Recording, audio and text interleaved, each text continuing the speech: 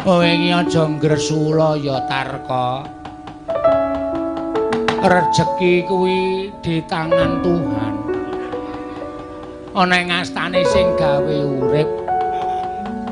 Sing jeneng wong urip alam donya kuwi kedunungan utawa mung pasrah marang ngersaning Hyang Maha Nasa nggone paring rejeki sarta urip. Mula kowe aja sok ngresula nek urung diparingi rejeki iki nenuwun karo sing gawe urip ora kok malah ngresula kaya ngono.